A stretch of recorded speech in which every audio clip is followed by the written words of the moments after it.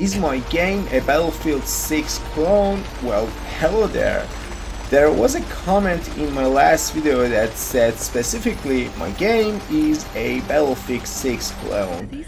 I don't know if that's a good thing or a bad thing, but let me explain. Well, Battlefield has always been a really big inspiration for me, but when I started working on this game, there was no Battlefield 6. Battlefield 6 got introduced like, I know, last month or something. Well, it hasn't been a really long time since Battlefield 6 started making noise everywhere. So I didn't know what that was, but I inspired all the destruction from Battlefield 3 and 4. Of course, it's like the only game that's got like ridiculously good destruction.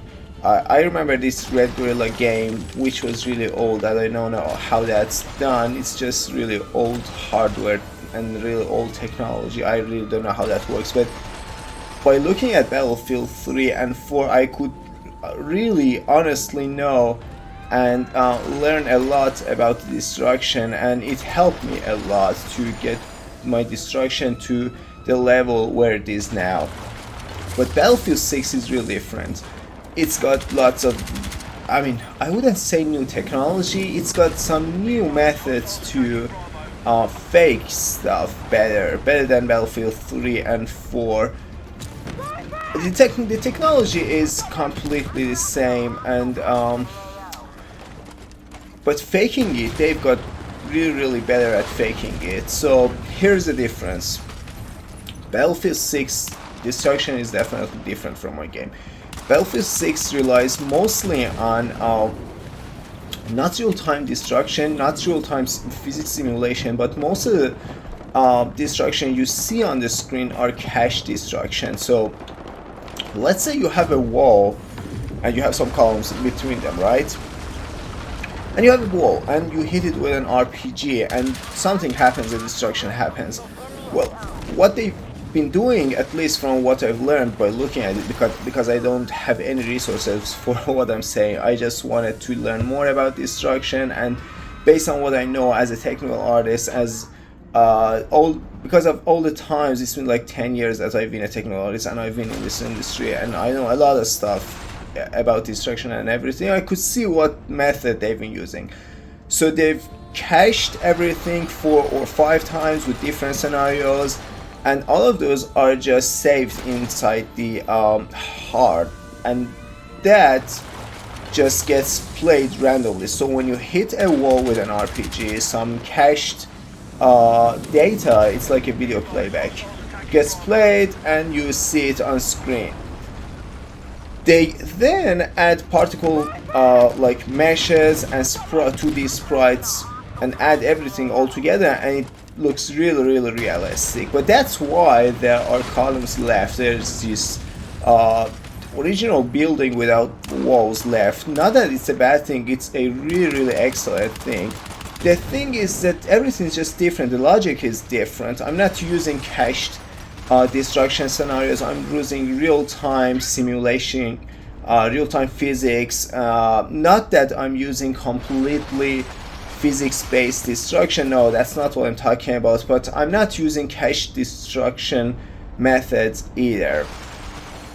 And because of the fact that that's like Battlefield, and there are a lot of people playing the game at the same time with different systems, different hardware, and optimization is like really important for them. And this is why if you have a really old GPU or a really weak one, you can easily play the game at 60 FPS flat. Not that that's not something I want, that's definitely something I want. It's just about that I don't have the budget to achieve it, or it will take a long time for me to achieve it.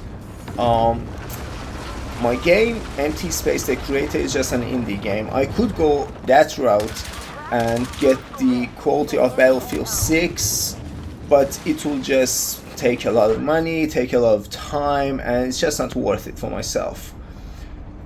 Also, optimization is pretty important for me as well. So I have my own custom garbage collection, but the thing is, I don't have the like the most realistic destruction out there compared to Battlefield 6. Mine is like very simple, but you can just empty the environment all the way through in my game. You don't have the limited, or I wouldn't say limited, semi completely destructive world, exactly like Battlefield. In my game you can empty everything, and that's intentional.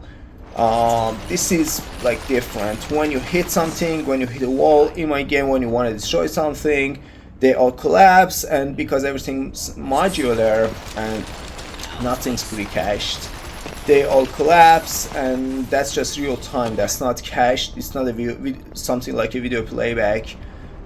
They all collapse, and CPU is handling all of that, which is definitely not possible for a multiplayer game. If you want to do that in a multiplayer game, you have to go either in Battlefield 6 route, or you can't like do it this way. You have to find a solution, or you have to limit the destruction somehow. This is why it's just different. You can't compare my game with Battlefield 6. I wish you could. I wish, but you can't. It's just a whole different world, a whole different scenario, and I would say that this is a really good game. Yeah, it's for an indie game. Empty Space, the creator, is a really good game, and I can't wait for you all to play it and experience it in like 3 weeks. 3 weeks left, yeah. In 3 weeks, and I wish you a good day. Bye.